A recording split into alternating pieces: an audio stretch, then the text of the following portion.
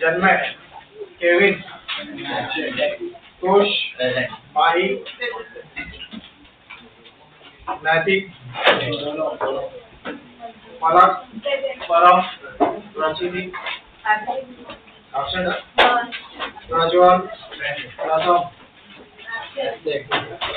रानी, ऋषि, सागर, शिवम, शिवा हम बोल रहे हैं, प्रिया, तो हम ईशा,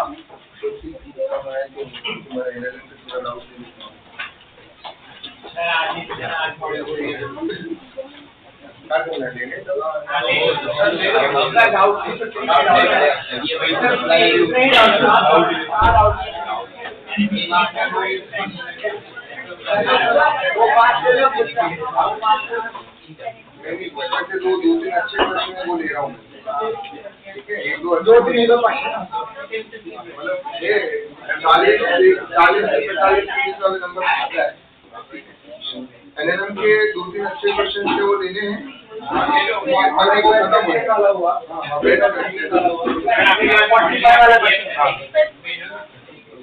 एक वो 45 वाला मॉड्यूल का पीडीएफ दे दूं कि मैं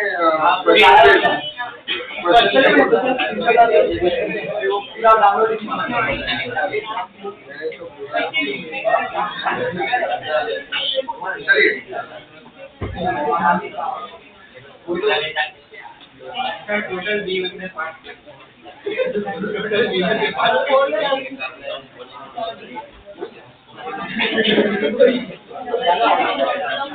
ठीक है,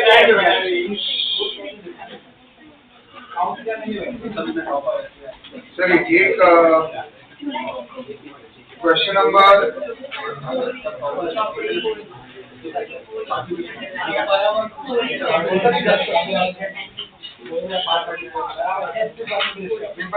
जो क्वेश्चन डाले गए हैं वो क्वेश्चन अच्छे हैं, ताकि एक दो क्वेश्चन में आपको नई चीजें सीखने को मिलेगी, ठीक है। आइए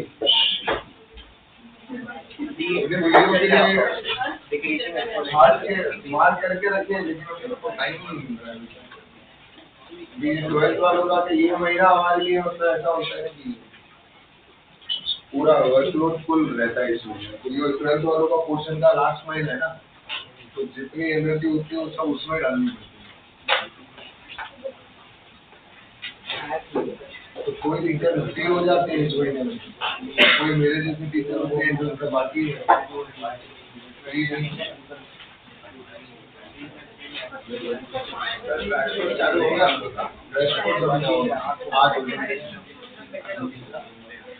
अभी अक्टूबर के बाद दिवाली परीक्षा, थोड़ा टाइम 15-20 दिन उनको सेल्फ स्टडी के लिए दीजिए। हाँ, सेम सितंबर 30 द डेडलाइन, फिर आपको 15-20 दिन दिए जाते हैं ताकि कोई बोर्ड्स का कोई छोटा मोटा किसी का बाकी हो या कुछ भी हो। नवंबर 1st वीक से टेस्ट, 1 नवंबर से जो टेस्ट चलिए, ये बड़ा ही अच्छा क्वेश्चन दिया हुआ है, ये क्वेश्चन इसमें फोटो भेजिएगा, यही है क्वेश्चन, जिसमें बड़ा होगा मैं भेज दूंगा। एक मिनट शांति, क्या दिया हुआ है यहाँ पे, ये स्मॉल एम दिया हुआ है, ये कैपिटल एम है, ये 60 डिग्री और 60 डिग्री दिया हुआ है, ये पुली 1 है, ये पुली 2, और हमारे को इस केस में बताना है find the initial acceleration of veg, क्या निकालना है, find initial acceleration of veg. I think ये ऑलमोस्ट हर बच्चे का डाउट था, ये किसी को आया ये question, initial acceleration of veg. देखिए क्या हो रहा है यहाँ पे, बड़े ध्यान से हम समझते हैं। मुझे दो चीज दिखाई दे रही है, पहली बात तो ये स्प्रिंग से भी कनेक्टेड है, और दूसरी बात जो है ये वेस्ट के ऊपर स्लाइड भी कर रहा है, मतलब you have two constraints over. String constant plus wedge constant. Clear? अगर मैं इसको अभी ध्यान से समझूं और सॉल्व करूं तो देखिए क्या हो रहा है। सबसे पहली बात, वेज कंस्टेंट क्या बोल रहा है कि यार ये इसके साथ ही चिपक के मूव करना चाहिए, तो इसके साथ ही चिपक के मूव करना चाहिए। यहाँ पे हमें एक चीज दिखाई दिया, यहाँ टेंशन टी होगा और यही सेम स्ट्रिंग इधर भी लग रही है, तो इधर भी टेंशन टी होगी। यहाँ पे टेंशन टी है और यहाँ पर भी टेंशन टी। एक काम करते हैं, दोनों को मैं अलग अलग जो है डायग्राम के थ्रू समझने की कोशिश करूंगा। और एक बड़े इंटरेस्टिंग फैक्ट मुझे यहाँ दिखाई दे रहा है कि अगर ये आगे की तरफ जा रहा है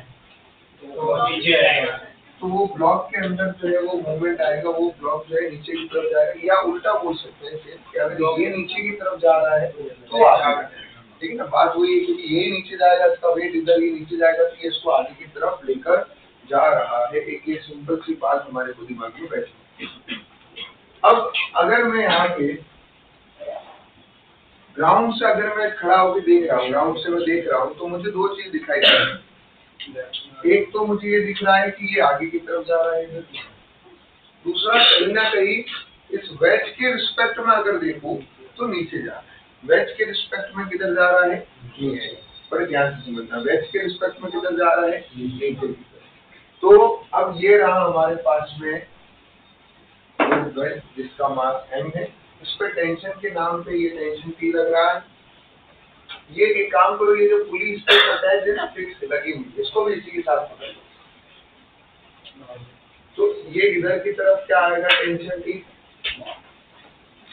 और ये इधर की तरफ भी क्या आएगा? Tension T। आई थिंक इस पे जो जो टेंशन लग रहे थे मैंने सारा दिखा दिया।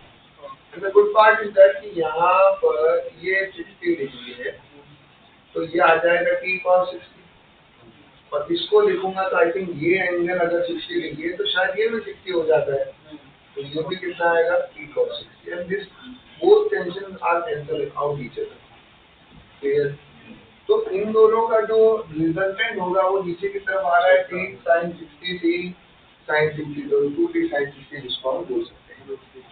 क्लियर? और वो नीचे की तरफ है तो वैसे भी वो एक्सेलरेशन के अंदर इसमें ये रहा एक्सेलरेशन ऑफ वेट, तो इनका वो जो T डॉट ए करेंगे तो कोई मतलब ही नहीं, ये एक दूसरे को कैंसिल आउट कर रहे हैं। इन शॉर्ट बचा अभी सिंपल इसमें कौन सा टेंशन T। अब मैं आता हूँ इस ब्लॉक पे। इस ब्लॉक को भी अगर मैं देखूं तो इस पे ये टेंशन T है।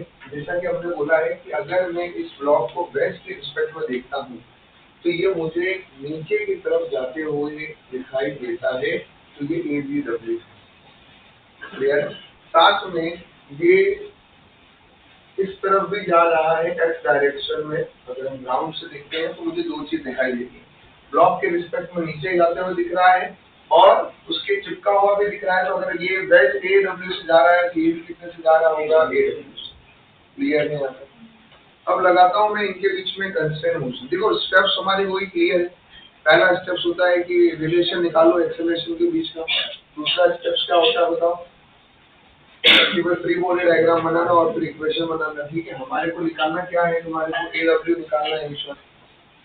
तो अब यहाँ तक तो क्लैरिटी आ गई। तो पहला काम करते हैं कि भाई ये दोनों चीज आया, तो इसमें अगर मैं आपसे पूछूं क्योंकि हमारे को निकालना क्या है?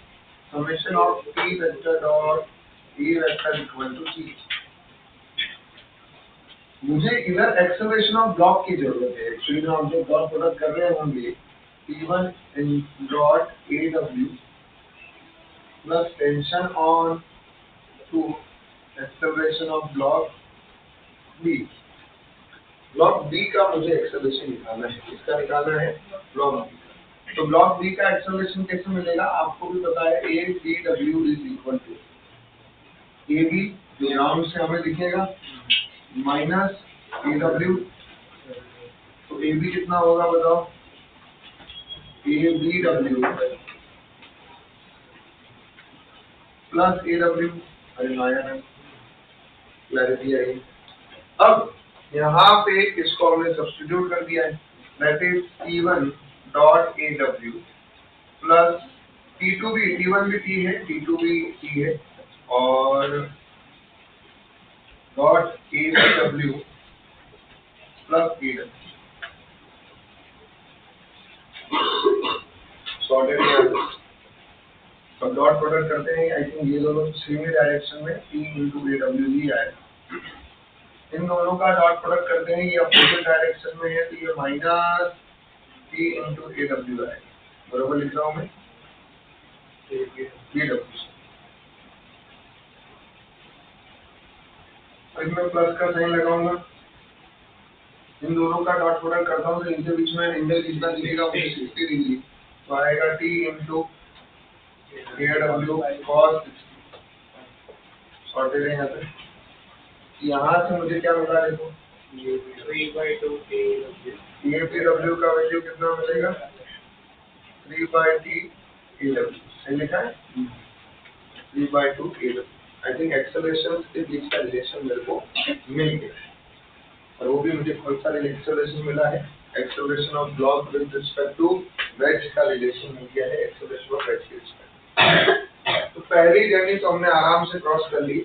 अब आओ एक एक पकड़ते हैं हम लोग। तो सबसे पहले कि मुझे एक्चुअली में एक्सेलरेशन का वैल्यू निकालना है, ठीक है, मुझे क्या निकालना है, एक्सेलरेशन का वैल्यू। तो उसके लिए मुझे इस वेज को पकड़ना पड़ेगा, इसका बनाना पड़ेगा। ये रहा 60 डिग्री, ठीक है। कॉन्टेक्ट की वजह से यहाँ क्या लग रहा होगा दोस्त, नॉर्मल रिएक्शन। इधर की तरफ क्या लग रहा है दोस्त, टेंशन T, ठीक है। फ्रिक्शन यहाँ पे है नहीं, तो मेरे को y वाले फोर्सेस से कोई लेना देना है नहीं यहाँ पे, क्योंकि ये देखो ये दोनों टेढ़े एक दूसरे से क्या हो रहे थे, cancel out d cos theta. अब नीचे की तरफ लग रहा है 2t sin थीटा। थीटा का वैल्यू भी यहाँ 60 है, यहाँ 60 है, यहाँ 60। क्लियर है यहाँ तक, कोई कंफ्यूजन नहीं है। अब यहाँ तक होने के बाद अभी मुझे इसका इक्वेशन लिखना है, AW भी मुझे पता है। तो आई थिंक मेरी इक्वेशन बड़ी इजी है, T माइनस N का एक कंपोनेंट देखना पड़ेगा। N का कंपोनेंट क्या होगा बताओ, इसको रिजॉल्व करते हैं तो क्या आने वाला है, ये 90 डिग्री का तक इधर ले आऊंगा मैं, तो ये 30 डिग्री हो जाएगा, ये 30, तो ये 30 है, तो ये 60 है, ये 30 हुआ तेरा, तो minus of N cos 30 equal to mass capital M into AW। Capital M का आई थिंक वैल्यू दिया हुआ है, कैपिटल M का वैल्यू 8 kg है, स्मॉल m का वैल्यू जो है वो 2 kg है। इसका वैल्यू 8 kg है, स्मॉल m का वैल्यू 2 kg। और क्वेश्चन में ये क्लियरली मेंशन है कि सारे सरफेस कौन से हैं, स्मूथ सरफेस। कौन से हैं, स्मूथ सरफेस। क्लियर। अब T minus N cos theta equal to M AW आ गया है। अब ये जो T है ये भी अननोन है, cos 30 का वैल्यू क्या है, √3/2। M का वैल्यू हम लिख देते हैं 8 इंटू AW। सॉरी दोनों सेम है। अब मुझे अगर T मिल जाए और N मिल जाए तो मेरा काम हो जाएगा। T और N के लिए अभी मुझे जाना पड़ेगा स्मॉल m वाले ब्लॉक में, और उसमें आपके पास जो एक्सेलरेशन है वो है block with respect to wedge. तो बेटर है कि आप उसका फ्रेम ऑफ रेफरेंस क्या मानो, ब्लॉक का फ्रेम ऑफ रेफरेंस क्या मानो, इसको फ्रेम ऑफ रेफरेंस आप ले लो वेज, इसको आप विद रिस्पेक्ट टू वेज ले, ताकि वो हमारे लिए बेटर भी है ना, मोशन भी क्लैरिटी से आएगा। नीचे वाला आपको परपेंडिकुलर मोशन देखना ही नहीं है उस केस में, है ना। हाँ, अब सिर्फ सूडो फोर्स लगाना है। विद रिस्पेक्ट टू वेज देखेंगे तो क्या लगाना पड़ेगा, सूडो फोर्स। तो ये रहा ब्लॉक स्मॉल m, ये रहा टेंशन T, सूडो फोर्स लगाइए एक्सेलरेशन के just opposite, that is M into AW। बरोबर लिखा है मैंने। और अलोंग द इंक्लाइन इसका कंपोनेंट भी लिखिए, दैट इज mg sin 60। क्या है, mg sin 60। ठीक, अब ये आ गया हमारे पास में बढ़िया सा एकदम। अब क्या करना, और कोई फोर्स है क्या इस पे, हाँ ये लगेगा परपेंडिकुलर लगाओ, that is mg cos 60। Contact की वजह से क्या लगेगा, नॉर्मल रिएक्शन, ठीक है। और आई थिंक इसमें ये 60 डिग्री होगा, तो इसका कंपोनेंट अलोंग द इंक्लाइन ले लो MAW cos 60 और ये इधर जाएगा MAW sin 60। तो अभी अलोंग द इंक्लाइन देखिए,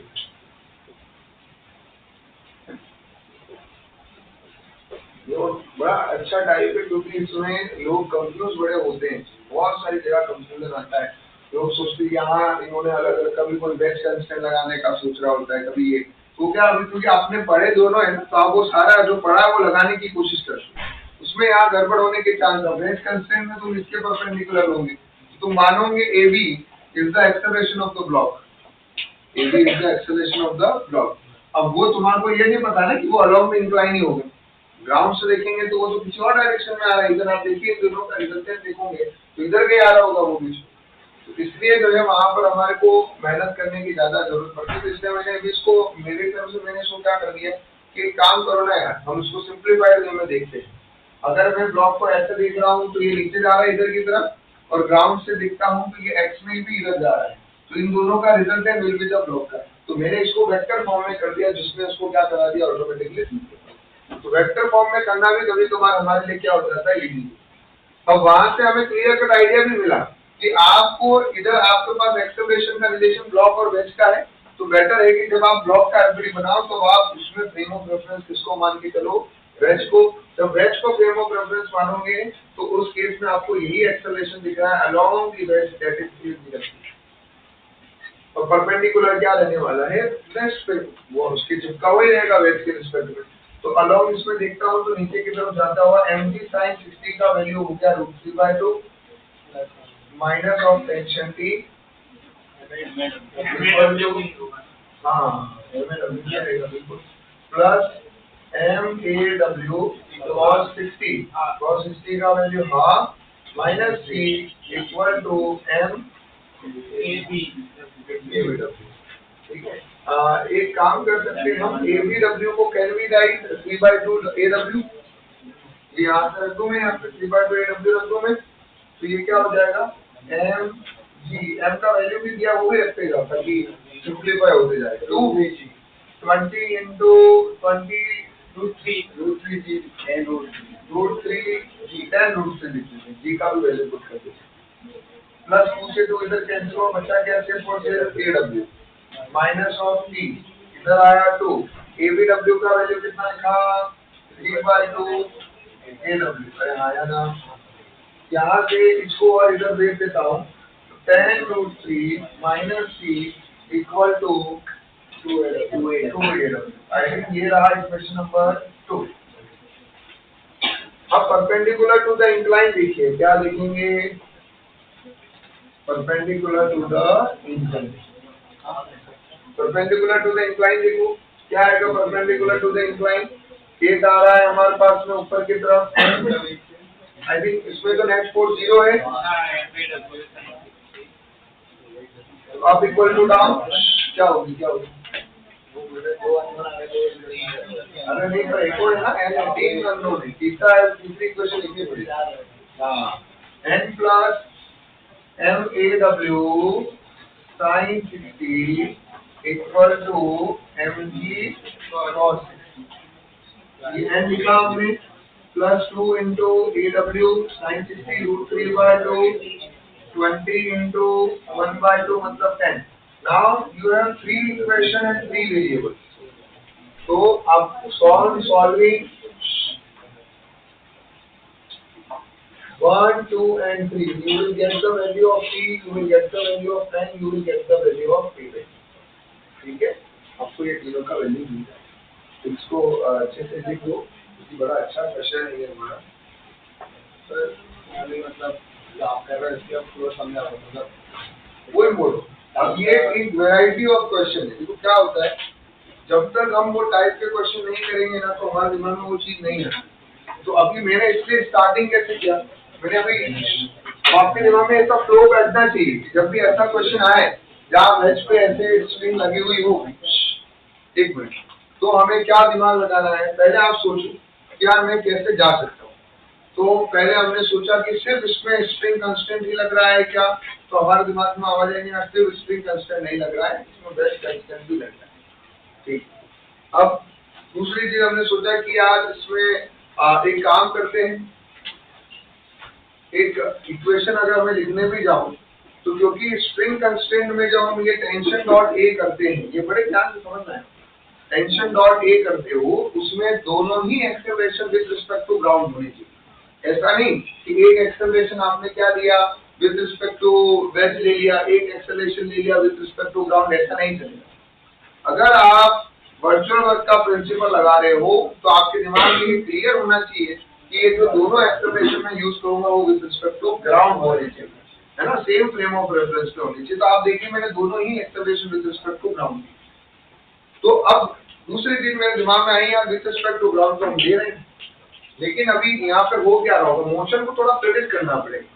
ये ब्लॉक नीचे जा रहा है, ये इधर की तरफ आ रहा है, तो अगर कोई ग्राउंड से देख रहा होगा उसको ब्लॉक ऐसे नीचे आते हुए भी दिख रहा है और साथ में आगे जाते हुए भी दिख रहा है, लेकिन कोई वेज से देखेगा उसको सिर्फ नीचे आते हुए दिख रहा है, ये सोनो। तो हमने वही काम किया कि आप वेज से देख रहा हूँ तो नीचे आ रहा है और साथ में ये ब्लॉक AW से आगे भी जा रहा है।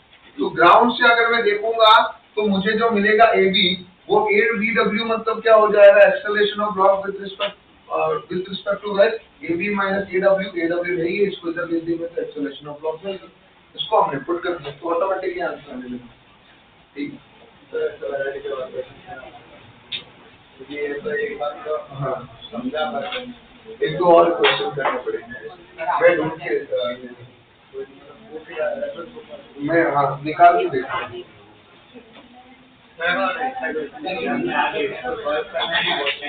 तो बेटा ये एडवांस में है और एडवांस में 6 मिनट मिलते हैं हम लोग एक क्वेश्चन को करने के लिए।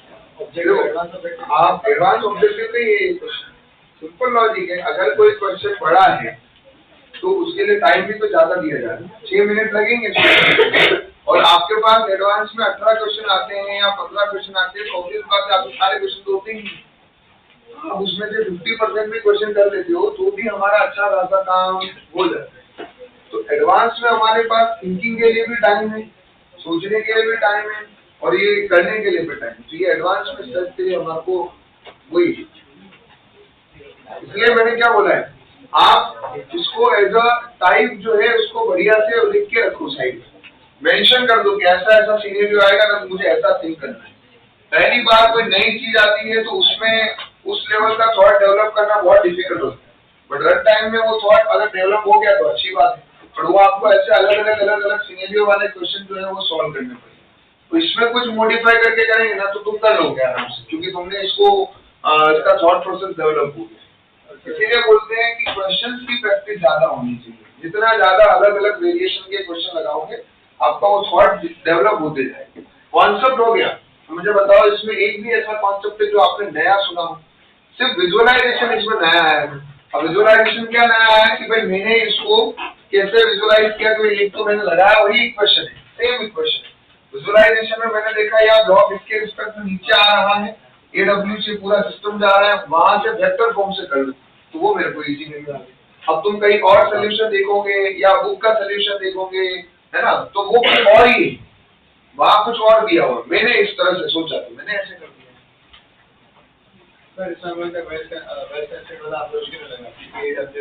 पर स्ट्रिंग भी तो आ रही है ना, दैट इज स्ट्रिंग भी आ रही है, तो स्ट्रिंग का भी रोल देखना पड़ेगा मुझे, स्ट्रिंग का भी रोल देखना पड़ेगा। तो अभी तू वेज कंस्ट्रेंट का लगाएगा तो भी वो तो रिलेशन देगा तेरे को किसके बीच में, AB और AW के बीच, वो उसके लिए तेरे पास में एंगल नहीं है कि AB कौन सी डायरेक्शन में जा रहा है, AB का डायरेक्शन कौन सा है, तो वो थीटा का है मेरे पास, नहीं तो मैं उसको रिजॉल्व करके डाल देता। AB with respect to ground ऐसे नहीं जा रहा है, इसके रिस्पेक्ट में ये ऐसे जा रहा है और ये इधर भी जा रहा है ग्राउंड से देख रहे हैं, तो इन दोनों का resultant with respect to ground. समझा?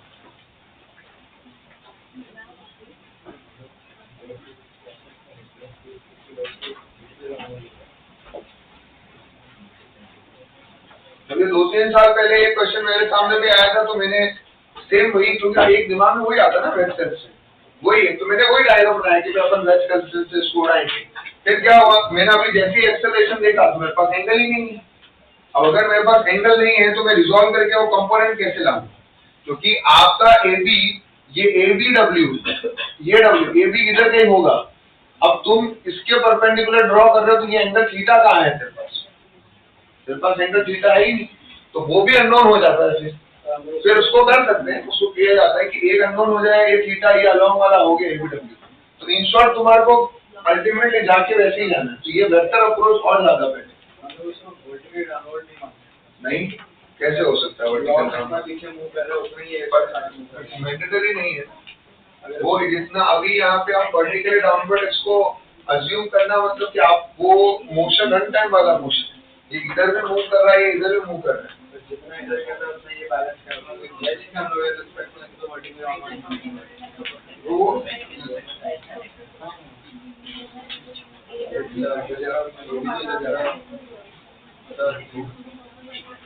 करके देख एक बार, अगर आपका तो कंक्लूड कर ले, क्योंकि वो है ना ऐसा, हमारे पास एक कंक्लूसिव एविडेंस होना चाहिए कि हमारा वो थीटा है जो है वो वर्टिकली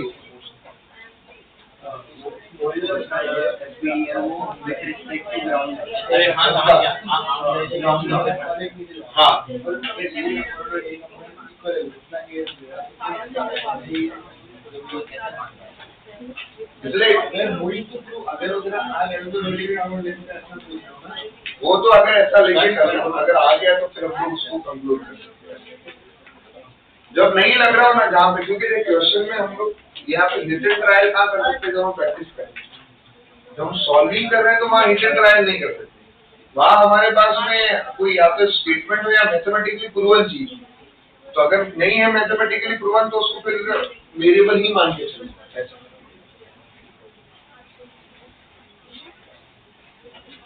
चलिए हाँ, फोटो ले लीजिए, कोई दिक्कत नहीं है।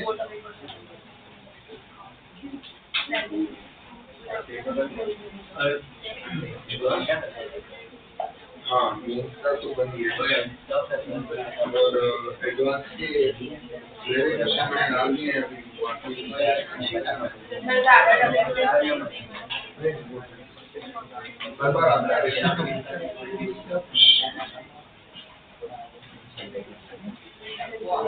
हर टाइप का है, मेंस का मेंस लेवल जैसा सिंपल है और उसका वैसे ही तो नॉर्मली आप आराम से कर पाएंगे पूरा उसमें स्कोप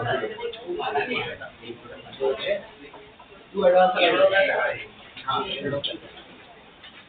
क्या होता है ना कि मजा वर्ड कब आना चाहिए? जब तक एक होता है कि हम हमारी खुद की ही आदत डाल दें कि मेरे को 10-20 मार्क्स से दिखे, 20-30 मार्क्स से दिखे, तो वो हमारा माइंडसेट बैठ जाता है।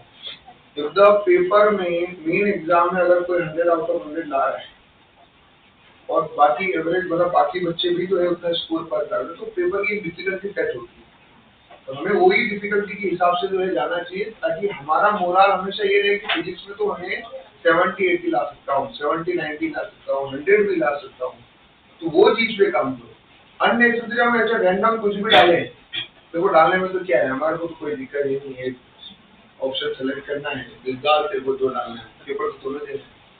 बट जो पेपर का स्टैंडर्ड है मैं क्यों अननेसेसरी तुम्हारा मोरल डाउन करूँ, जबकि जरूरत ही नहीं। तो मेंस में जिस डिफिकल्टी का क्वेश्चन आते हैं उसी डिफिकल्टी के डालूं, जिस टाइप के क्वेश्चन आते हैं उसी टाइप के क्वेश्चन डालूं।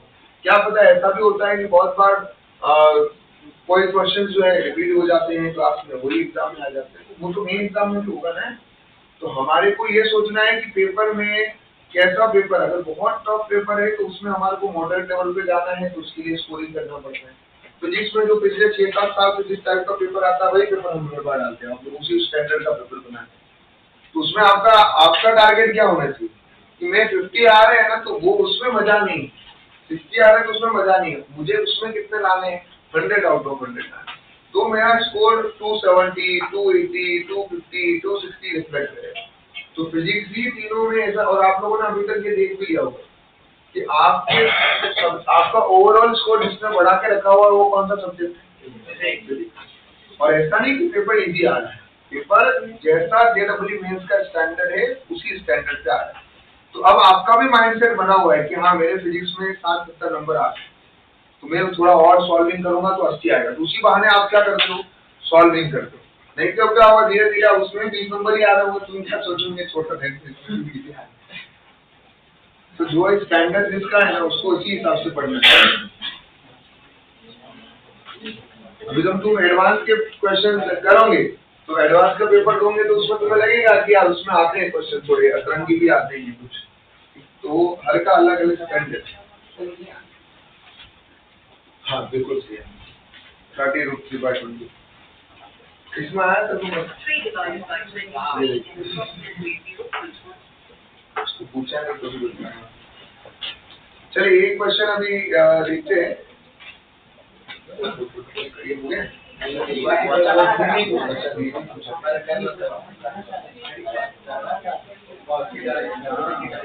हाँ करवा दिया, क्यों करवा दिया। चलो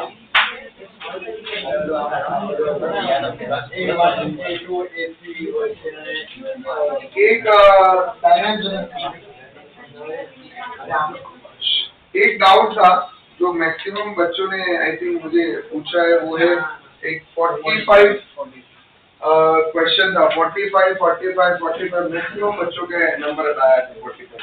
ठीक है, तो वो 45 क्वेश्चन जो है हम लोग करते हैं।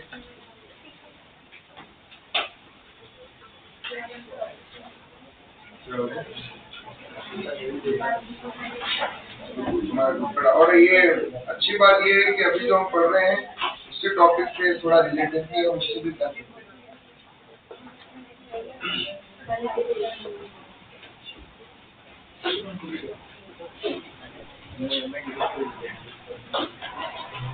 ठीक है,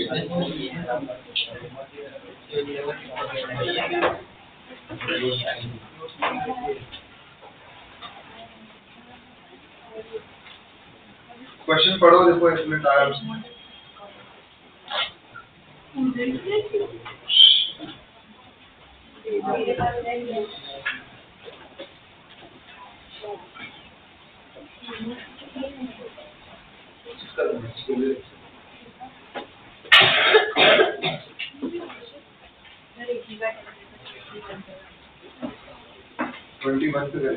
किधर है रिमोट, कर दो। चलिए जी, पढ़ा तुमने क्वेश्चन?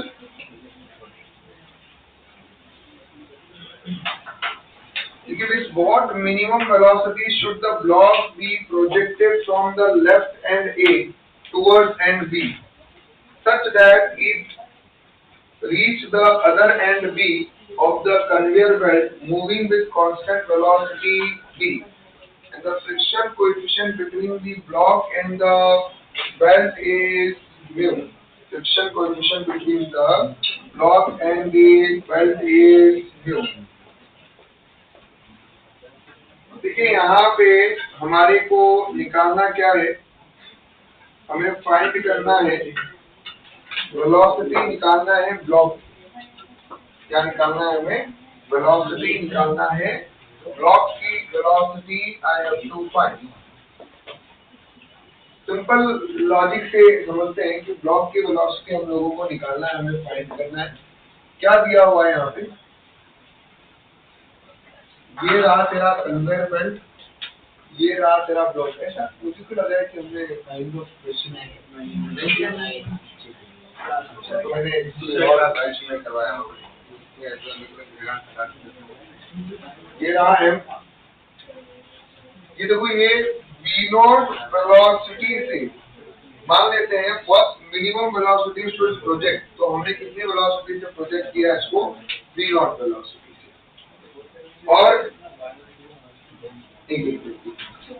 शांति से सुनेंगे। अब क्या दिया हुआ है यहाँ पे? कन्वेयर बेल्ट भी मूव कर रहा है v वेलोसिटी के साथ में। अब हमें बताना है कि the friction coefficient between the block and the belt is, और वो बी एंड पे पहुंच रहा है, टुवर्ड्स द बी एंड। कहाँ पे पहुंच रहा है वो? टुवर्ड्स द बी एंड, जो कि कहाँ पे लिखेगा? व्हाट मिनिमम वेलोसिटी कि वो बी एंड पे पहुंच जाए। कहाँ पे पहुंच जाए वो? बी एंड पे।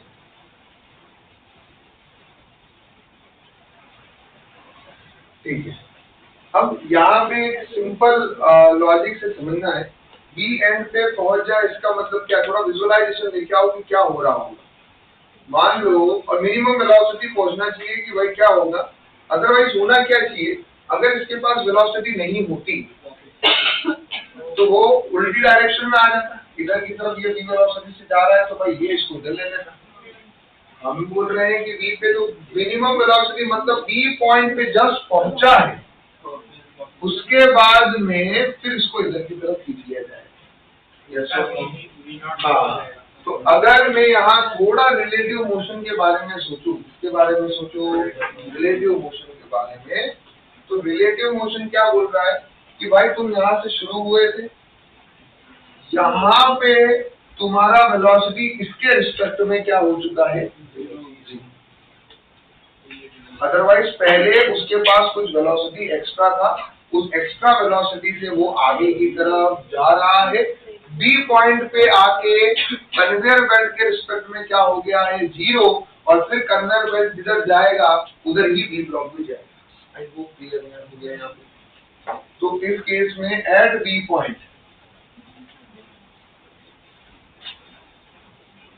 relative velocity between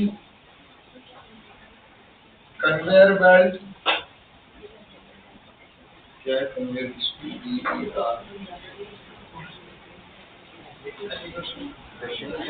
स्पेलिंग क्या है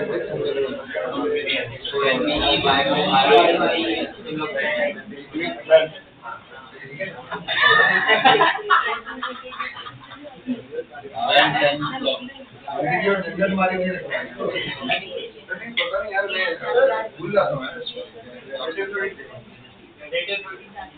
जॉब का रेट हो जाएगा, जॉब का भी हो जाएगा, फाइनल वेलोसिटी तो उसके रिस्पेक्ट में तो 0 होगा ना, उसके रिस्पेक्ट में तो रिले, इसीलिए तो मैं ग्राउंड के रिस्पेक्ट में नहीं बोल रहा, ब्लॉक के बेल्ट के रिस्पेक्ट में तो 0 हो जाएगा। ट्रेन में तू बैठा हुआ है तो ट्रेन के साथ चल रहा है, इसका मतलब तेरा ट्रेन के रिस्पेक्ट में तो वेलोसिटी 0 है, इसीलिए relative velocity of belt with respect to relative velocity of block with respect to conveyor belt is equal to 0 at which point V? At which point? ठीक है, क्लियर है ना? और कितना डिस्टेंस उसने ट्रैवल किया यहाँ से यहाँ तक, L डिस्टेंस उसने ट्रैवल किया, कितना डिस्टेंस ट्रैवल किया है, पर बेल्ट के रिस्पेक्ट में देखोगे तो डिस्टेंस कितना हो रहा है, हम A से B तक जाएंगे तो बेल्ट के रिस्पेक्ट में तो डिस्टेंस कितना हो गया 0 है ना, हाँ, अगर हम बेल्ट के रिस्पेक्ट में देखेंगे तो 0 है, तो अगर ग्राउंड के रिस्पेक्ट में देखेंगे तो A से B तक जा रहा है तो कितना डिस्टेंस ट्रैवल हुआ, तो अगर मैं A पॉइंट का वेलोसिटी देखूं, ध्यान से समझना है, तो A पॉइंट का वेलोसिटी कितना होगा देखो, दैट इज इक्वल टू, तो इसको हमें उसके थ्रू ही कर लेना चाहिए, कंजर्वेशन ऑफ एनर्जी से ही सीधा हो जाएगा, फ्रिक्शनल एनर्जी इक्वल टू क्या हो जाएगा, अगर मैं इसको वहां से करूँ सीधा कंजर्वेशन ऑफ एनर्जी से, तो कंजर्वेशन ऑफ एनर्जी क्या बोलेगा, ध्यान से समझना, net work done equal to क्या होगा, change in kinetic energy, net work done equal to क्या होगा, change in kinetic energy, mg नीचे की तरफ लग रहा है, फ्रिक्शन फोर्स किधर लग रहा है, अपोजिट डायरेक्शन में, तो उस केस में आई थिंक mg का वर्क डन 0, नॉर्मल का भी 0, फ्रिक्शन का वर्क डन आएगा, फ्रिक्शन का वर्क डन हमेशा क्या होता है बताओ, फ्रिक्शन का वर्क डन क्या होता है, friction force into distance, distance कितना ट्रैवल किया L, तो ये डिस्टेंस आ गया L, ठीक है, और ये लगाया हमने नेगेटिव साइन, अपोजिट है, equal to final B point पे जस्ट जाके पहले तो क्या होगा रुकेगा, उसके बाद उल्टा मूव करेगा, ठीक है ना, बी पॉइंट पे जाके रुकेगा उसके बाद में उल्टा मूव करने वाला है, तो इधर क्या हो जाएगा, उस इंस्टेंट पे वेलोसिटी कितना हुआ 0 है ना, और minus of half m into B naught का स्क्वायर, तो यहाँ से जब हमने सॉल्व किया तो फ्रिक्शन फोर्स आएगा mu mg into L equal to minus of m into v naught का स्क्वायर, m से m कैंसल, तो यहाँ से v का वैल्यू मिलेगा नेगेटिव से negative cancel 2 mu g L, ठीक है, ज्यादा इजियर अप्रोच ये, इधर एक्सेलरेशन कांस्टेंट है तो ये भी होता है v square minus u square वहां से वही कंजर्वेशन नहीं करते तो सर लोग हर प्रोसेस तो फिर v square minus u square equal to v square में वही आएगा, एक्सेलरेशन वही आएगा। देखो एक अब आप एक नया चैप्टर सीख चुके हो और एक चीज ध्यान में रखो, वर्क एनर्जी थ्योरम बहुत बढ़िया चीज है, मतलब आप उसको बहुत सारी जगह लगा के आप इंटीग्रेशन से बच सकते हो, आप आगे जाके जो है बहुत सारे, अगर हम अभी क्वेश्चन सॉल्व करेंगे उसी आज में I think work energy theorem पे क्वेश्चन सॉल्व करने में तो आपको समझ में आएगा कि यार जहाँ कॉम्प्लेक्स से कॉम्प्लेक्स पार्ट का नाम उससे बच गया with the help of the work energy. तो यहाँ पर भी हमने किसको लिया, वर्क एनर्जी थ्योरम को ही लिया और आराम से जो है हम लोगों ने इसको निपटा दिया है।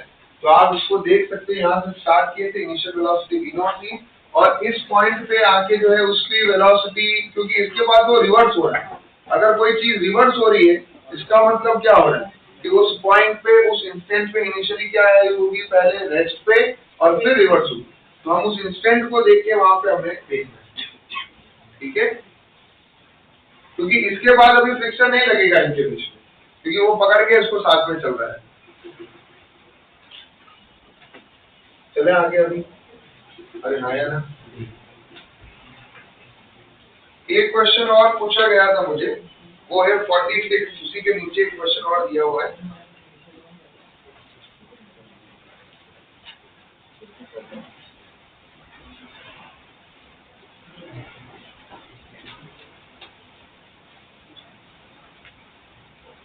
चलो सेट हुआ था मेरे, और वो नया अपडेट आया वो मैंने कर दिया, तो कल मुझे आधा टाइम समझ नहीं लगी फोटो छोटे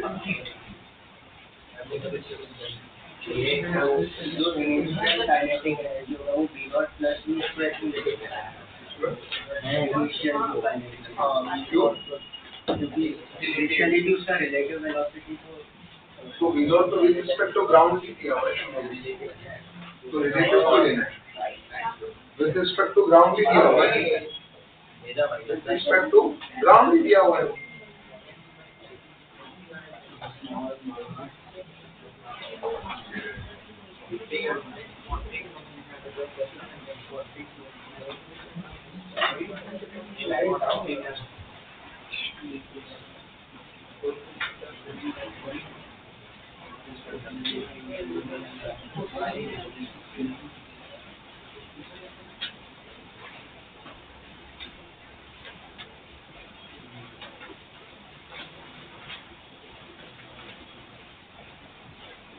हाँ जी, देखिए बड़ा ही अच्छा क्वेश्चन है।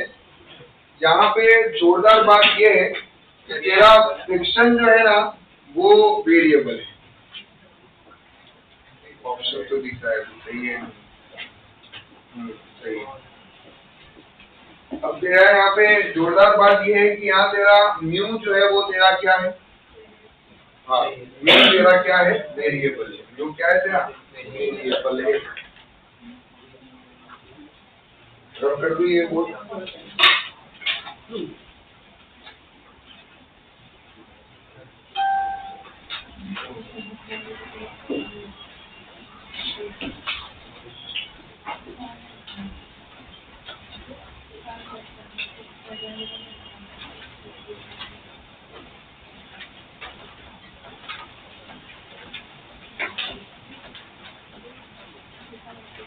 इसलिए मैं बोलता हूँ कि मॉड्यूल सॉल्व करना है।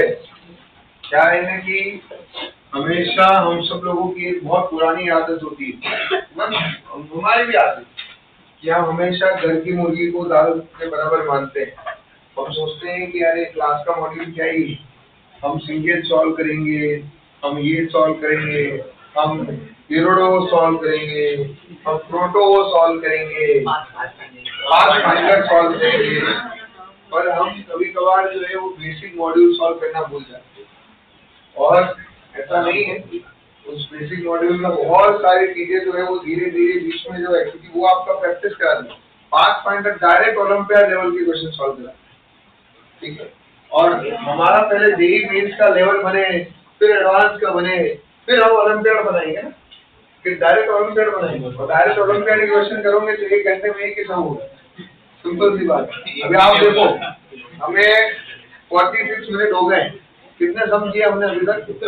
दो में एक तो बहुत ही छोटा सा सिंधी सम, लेकिन एक सम में ही हमें आधा घंटा लगा और वो भी सोचो मैंने समझाया है और वो आप खुद कर रहे होते हैं तो आप इतना दिमाग लगा के तो उसमें लगते हो। तो सोचो अभी आप डायरेक्ट 5 घंटे कर रहे होते तो एक सम में 2 घंटे लगा।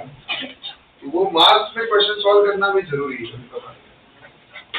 चलिए, a small mass slides down on an inclined plane of inclination theta with horizontal. The coefficient of friction is mu equal to mu naught x, where x is the distance through which the mass slide down, or mu naught a constant, then the distance covered by the mass before it stops.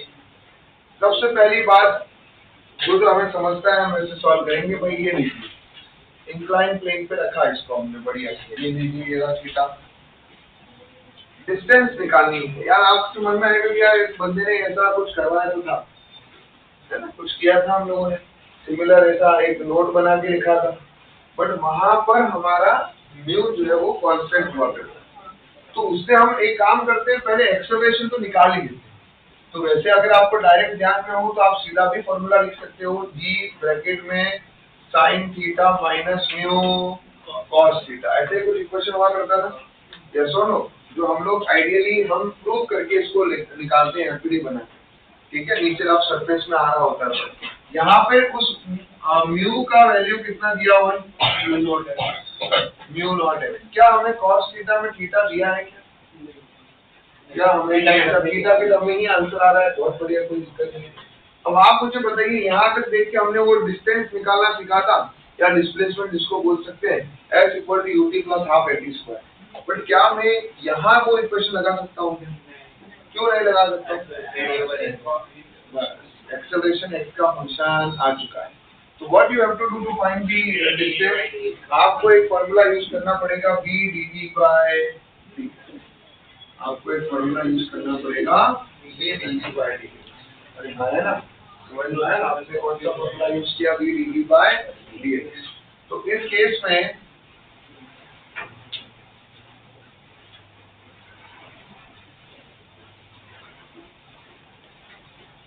मैं इसको भी work energy theorem से कर सकता हूँ, मैं इस question को भी वर्क एनर्जी थ्योरम से कर सकता हूँ अगर मैं चाहूँ। अब इसको dx इधर भेज दो, इंटीग्रेट करने क्या आएगा, v स्क्वायर बाय 2 और लिमिट लगाऊंगा। इनिशियल कितना था भाई, कहाँ से शुरू हुआ? इनिशियल वेलोसिटी को दिया है उन्होंने,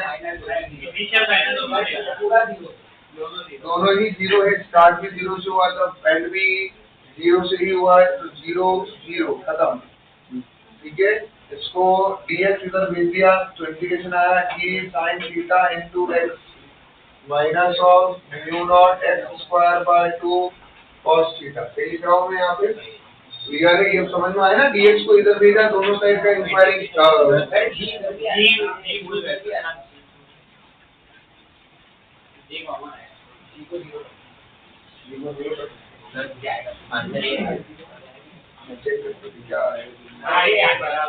चलो यहाँ से इधर की तरफ ले लो, तो क्या आएगा, g by 2 mu naught x square cos theta equal to g sine theta into x। तो अभी क्या हो गया, x से x कैंसल, g से g cancel, x equal to आएगा 2 इंटू tan थीटा अपॉन, सही लिखा है? ठीक है, क्लियर है? तो वही बात है ना, वही स्मार्टनेस हमें लानी है। कहाँ पे हम कौन सा रिलेशन, अभी मुझे बताओ, आपने इसने सॉल्व किया, बेचारे ने आधा पेज भर दिया इसने पूरा सॉल्व करने में, हमने क्या किया, डायरेक्ट वो मुझे एक रिलेशन मुझे पता था कि मुझे एक रिलेशन पता था, हमने वो डायरेक्ट रिलेशन यूज कर लिया, तो हमारे वो स्टेप्स जो है वो कम हो गई, है ना।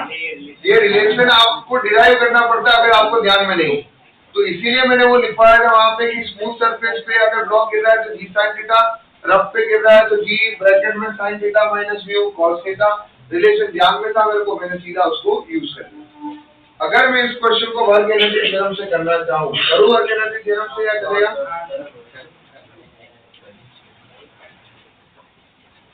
तो वर्क एनर्जी थ्योरम इतनी प्यारी है कि आने वाले टाइम पे आप ऐसे क्वेश्चन वर्क एनर्जी थ्योरम से ही करेंगे। सिंपल सी बात है कि जब ये ब्लॉक नीचे की तरफ आ रहा है, एक मिनट ध्यान देना है सबको, जब ये ब्लॉक नीचे की तरफ आ रहा है, आपने देखा ये रहा ब्लॉक, ये रहा इसका मोशन, बरोबर। और आप यहाँ नोटिस करते हैं कि कौन कौन से फोर्स लग रहे हैं। एक लग रहा है mg, एक लग रहा है नॉर्मल रिएक्शन, एक रोकने के लिए लग रहा है फ्रिक्शन फोर्स। तो हम लगाते हैं net work done equal to change in kinetic energy. अरे हाँ, है ना।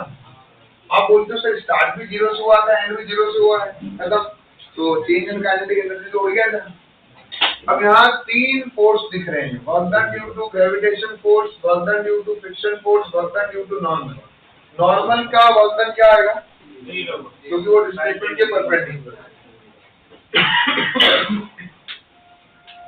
Work done due to gravitation का फोर्स क्या आ गया बताओ? नीचे हमने सीखा, हमने लिखा हुआ है mgh लगाते हैं, नीचे जा रहा है तो mgh,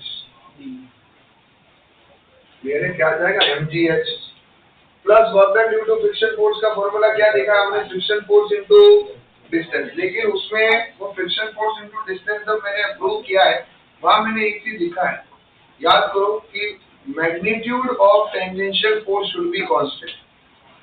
वो जो मैंने शॉर्टकट लिखवाया था, वहां पे मैंने लिखवाया था कि जो मैग्नीट्यूड होना चाहिए वो क्या होना चाहिए? कांस्टेंट। तो अगर फ्रिक्शन ले रहा है तो फ्रिक्शन का मैग्नीट्यूड कांस्टेंट होना चाहिए। अगर कांस्टेंट नहीं है तो सीधा फ्रिक्शन इनटू डिस्टेंस मत करना।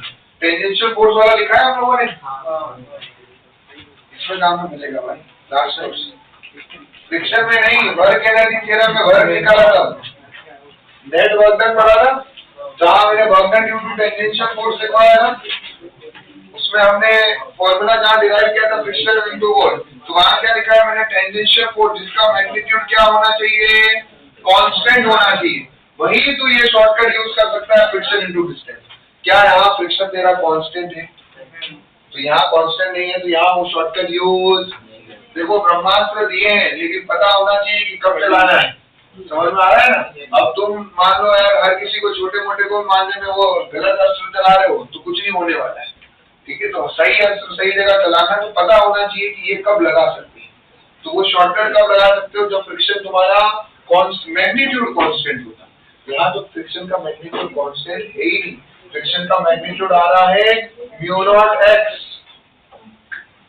Into mg cos theta. Variable है भैया, क्या है ये? वेरिएबल। तो जब भी वेरिएबल हो तो हम क्या यूज करते हैं? इंटीग्रेशन। भाई फ्रिक्शन और डिस्प्लेसमेंट में एंगल कितना है? कितना एंगल है? 180। तो ये लिख दिया friction force into ds into cos 180। इधर तो 0 आ ही रहा है। h कितना होगा भाई तेरा? यहाँ से यहाँ तक तो नीचे की तरफ आया, वर्टिकल डिस्टेंस चाहिए, ये डिस्टेंस है तेरा मान लो x पूरा, ये थीटा है, ये हाइट तेरी h है, तो h किसके इक्वल होगा बताओ? तो h ये आ जाएगा mg x sin थीटा। h इज इक्वल टू क्या आ गया? x sin थीटा। ये cos 180 है, नेगेटिव साइन बाहर आ गया, फ्रिक्शन फोर्स को लिखा मैंने μ0x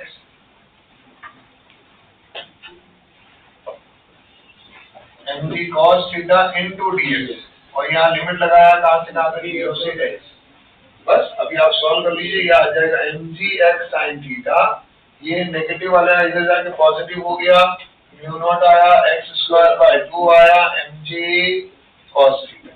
ये लीजिए आपको मिल गया है x का value, that is equal to 2 tan theta upon μ0। Clear? अरे क्लियर है? एक काम करो, ये क्वेश्चन वर्क पावर एनर्जी वाले में ही लिख दो और वहां पे दोनों अप्रोच लिखो। क्या इधर से जाऊंगा तो ऐसे, और वर्क एनर्जी थ्योरम से जाऊंगा जैसे, तो वर्क एनर्जी थ्योरम का भी काम होगा, ठीक है।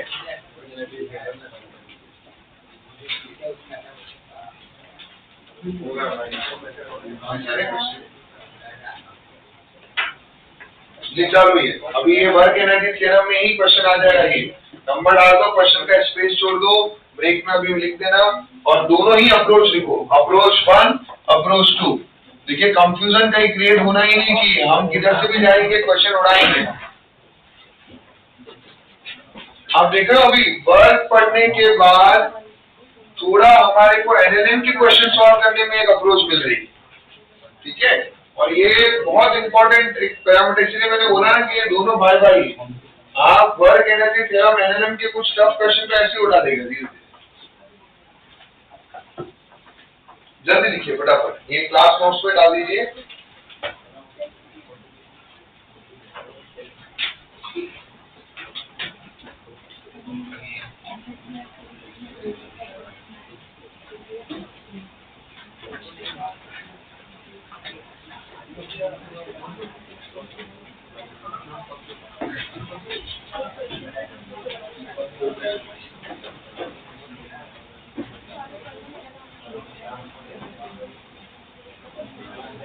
चेन वाला करवा दीजिए,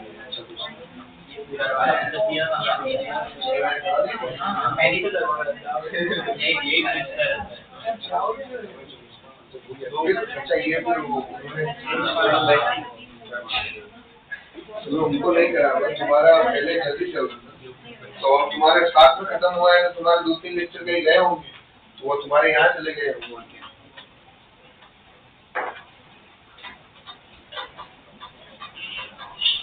लगा मैंने कि यार मैंने कराया है, डाउट में आया, क्या पता किसी बच्चे ने यहाँ पे ऐसे आके पूछा होगा।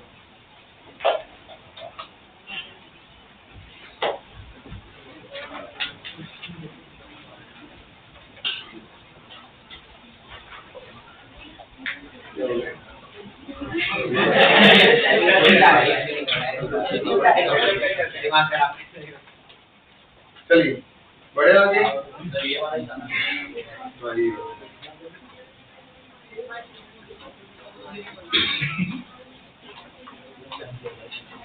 चलिए, तो फिर अभी अपने आए चैप्टर में अभी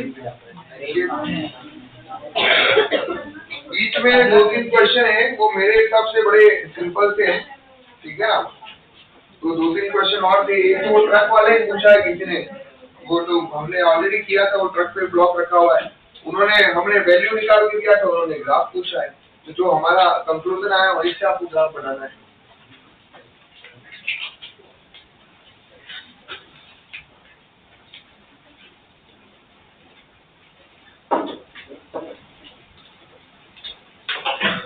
दो पार्ट का दूसरा पार्ट इसका दूसरा पार्ट है क्या पूछे दूसरा पार्ट? एक तो पार्ट है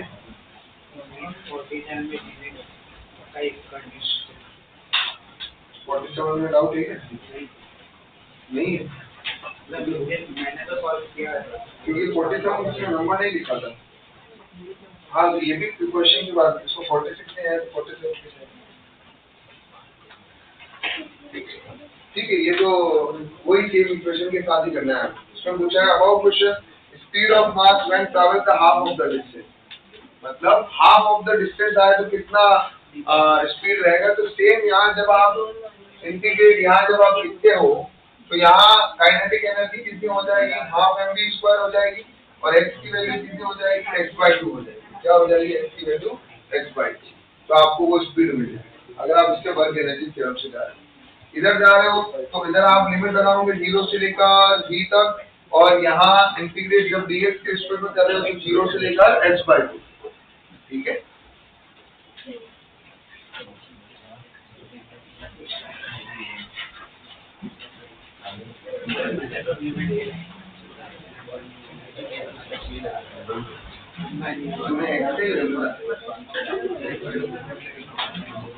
एक्सपेक्ट तो इधर डाला h/2 कर दिया था, वही है बात। चलिए अंकल आंटी चले आगे। अभी क्या हो रहे भाई, तू क्या गड़बड़ कर रहा है? चलिए अपना वो शीट निकालिए, क्या नहीं समझ रहे थे, क्या नहीं समझ रहे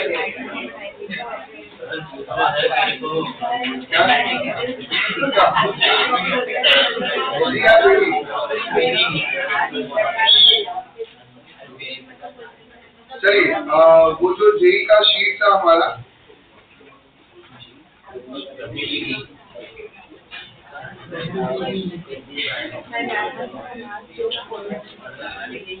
इसमें चलिए कुछ क्वेश्चन करते हैं अभी हम।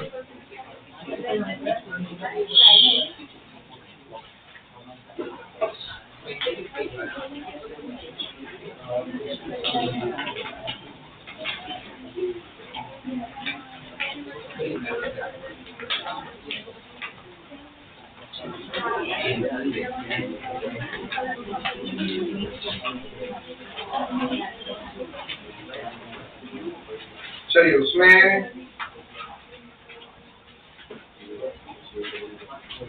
क्वेश्चन नंबर, ये वाला क्वेश्चन लिखा हम लोगों ने बढ़िया से, कोई दिक्कत की बात? चलिए आइए ट्राई करना है।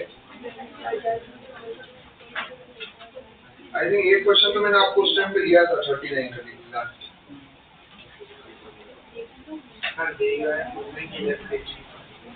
इलस्ट्रेशन वाला, इलस्ट्रेशन का 43, इलस्ट्रेशन का 43, ये क्वेश्चन लिखना बेटा, ये है ना, टाइप लिख के करना है। 43 इलस्ट्रेशन 43, नहीं तो लिख दो, एक लाइन के क्वेश्चन है, डिटेल कर देता हूँ। Displacement of question based on work energy theorem, ऊपर हेडिंग डाला हुआ है आप लोगों ने पहले। Question based on work energy theorem heading डाला हुआ है।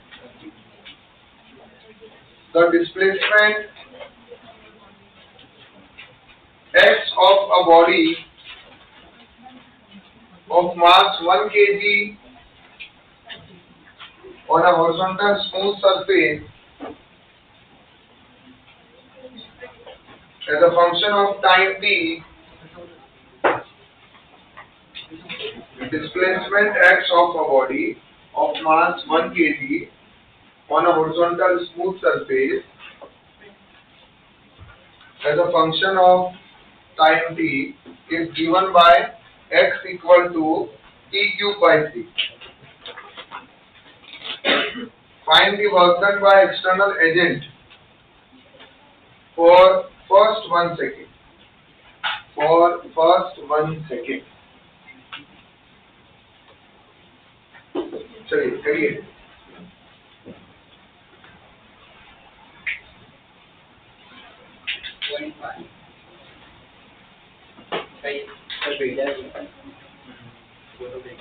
फोटो क्यों भेजा है? पीडीएफ में भेजा हुआ है,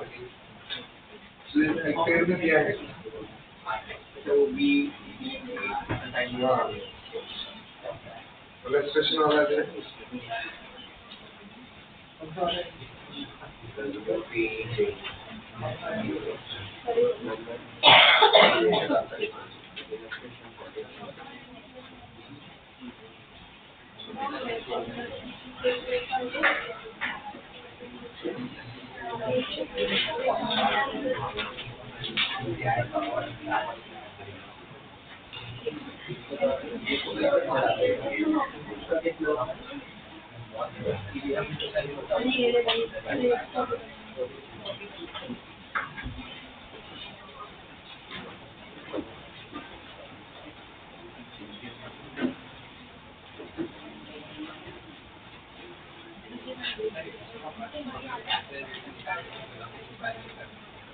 कर सकते हैं, लेकिन उसमें ग्लिच है। आपको बस ध्यान रखना है कि एक्सेलरेशन अगर वेरिएबल आए तो फिर उसको इक्वेशन बना कर लिख, तो क्या करते हैं वो फ्लो में फिर वो इक्वेशन से कर लेते हैं। लेकिन एक्सेलरेशन वेरिएबल आए तो फिर तेरा फोर्स वेरिएबल, तो तुझे इंटीग्रेशन अप्रोच से ही वर्क निकालना, तो फिर एफएस कॉस थीटा से निकालना, integration of FS cos theta, वो बेटर इजी कौन सा हो जाता है, ये ज्यादा ही।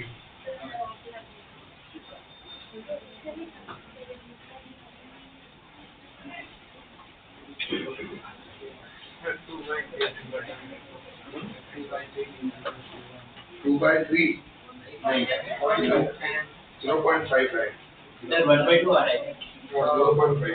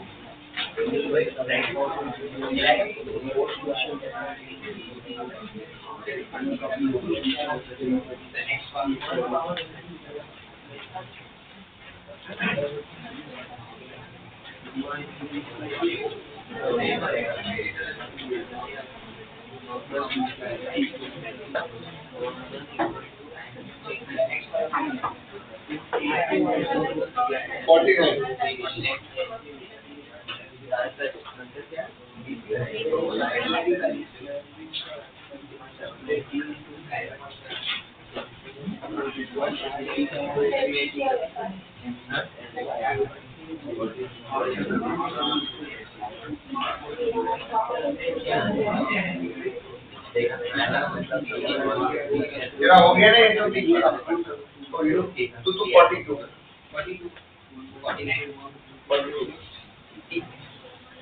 अरे यार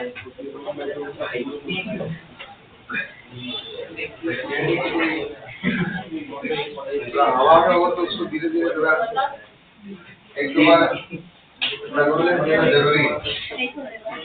टेंशन वाला टाइम नहीं लगा ये तो याद है मजा मजा आ रहा है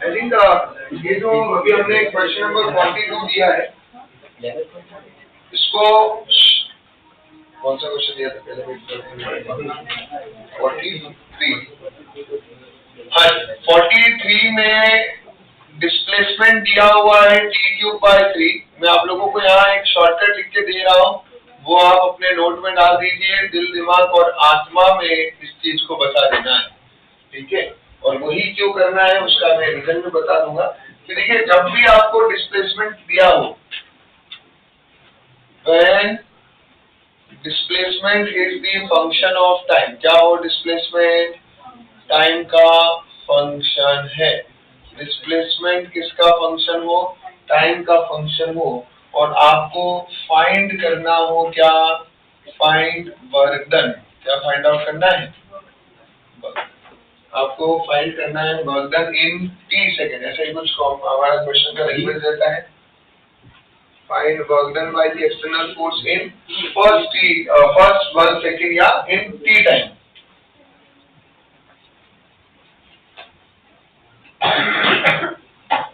क्लियर है यहाँ तक तो अब इस केस में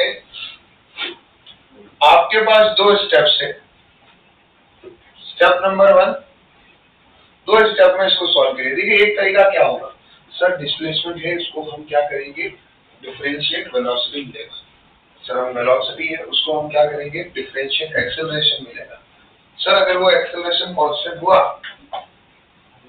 तो हम फोर्स Fs cos थीटा से इसको बढ़ा देंगे उसमें से s कैसे निकालेंगे टाइम का वैल्यू रखेंगे तो डिस्प्लेसमेंट आ जाएगा एक्सेलरेशन हमें ऑलरेडी मिल ही चुका है और फिर वहां से Fs cos थीटा से सीधा ही हमारा आंसर आ जाएगा अगर पर उसके लिए मुझे थीटा मेंशन होना चाहिए नहीं मेंशन किया हुआ है तो हम लटक जाएंगे वापस से क्लियर है फिर हम यूज कर रहे हैं तुक्के में आंसर आ गया तो ठीक है नहीं तो अलग अलग हुआ थीटा तो मे बी रॉन्ग भी आ सकता है अगर फिर एक्सेलरेशन वेरिएबल आ गया तो तुझे इंटीग्रेशन अप्रोच करना पड़ेगा पर उसमें भी तुझे क्या चाहिए थीटा मगर मेंशन है तो ठीक है नहीं मेंशन है तो वापस हमारा आंसर सही भी आ सकता है और रॉन्ग भी आ सकता है तो सबसे सेफेस्ट अप्रोच जो है सबसे सेफ वो है वो बोलता है वर्क एनर्जी थ्योरम बेटा तेरे पास में डिस्प्लेसमेंट है एक बार डिफरेंशिएट करके तो वेलोसिटी निकाल दे यस और नो तेरे को ds/dt मिल जाएगा इस ds/dt में इनिशियल टाइम पुट कर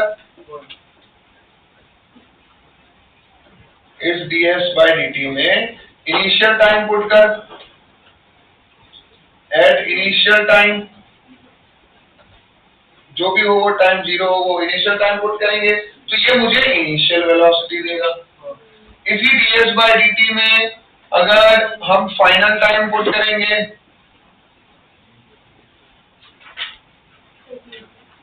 ये मुझे फाइनल वेलोसिटी देगा भाई तेरे पास इनिशियल वेलोसिटी आती है फाइनल वेलोसिटी आती है अब तुझे वर्क निकालना है तेरे पास सीधा स्टेप आ जाएगा, net work done equal to change in kinetic energy, half mv square minus half mu square. अब बताएं कौन सा बेटर अप्रोच है? हो गया अप्रोच, समझना है, इसको लिख के रखो ताकि कोई गड़बड़ हमसे ना हो।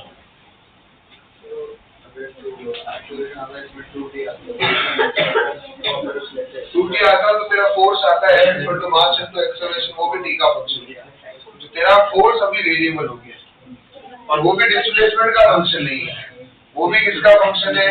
टाइम का फंक्शन है। अब तुझे फिर वहां से क्या करना पड़ता कि उसको डिस्प्लेसमेंट की टर्म में लाना पड़ता, उस टाइम को किसी डिस्प्लेसमेंट वाली इक्वेशन से सब्स्टिट्यूट करना पड़ता, फिर डीएस के रिस्पेक्ट में इंटीग्रेट करना पड़ता, मगर हमारी ज्यादा हो जाती। तो बेटर है ना यार कि जब एक ही बार वो भी इंटीग्रेट भी नहीं करना, डिफरेंशिएट करना, वैल्यू पुट करके सीधा आंसर फेंक रहा है, क्यों घुमू लगे? वर्क एनर्जी थ्योरम चीजों को इजी बनाने के लिए। Sir v equal to directly put कर हाँ तो वही है ना, उसमें इनिशियल फाइनल वही तो क्या है, dx by dt is v only। चलिए 42 पढ़ा आप लोगों ने?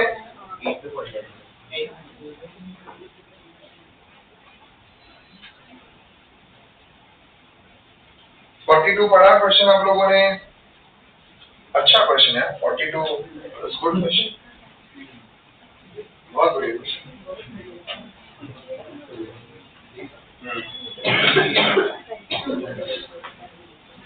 ट्राई करके आओ 42, है ना, थोड़ा दिमाग लगाओ, मॉड्यूल निकालो, थोड़ा होमवर्क दे देते हैं मॉड्यूल से।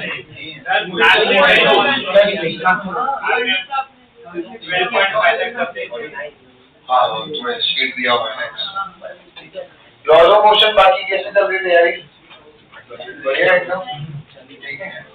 और ग्रेविटेशन में अंकिता ने जितना कराया उतना ही आएगा, अंकिता ने डाले क्वेश्चन ग्रेविटेशन, तो कोई दिक्कत की बात नहीं। और बाकी दोनों सब्जेक्ट काइनेमेटिक्स इजी है, सब टाइप के क्वेश्चन आते हैं।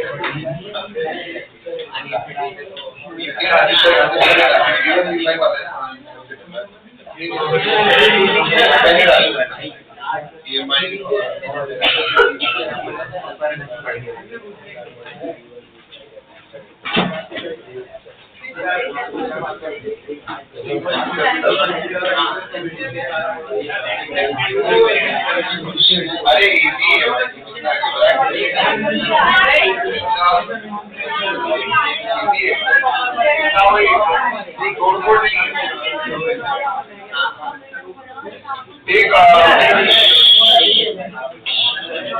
अभी एलएलएम के डाउट का रखना, जो आपने से जिन्होंने जो पूछा वो बोल गया।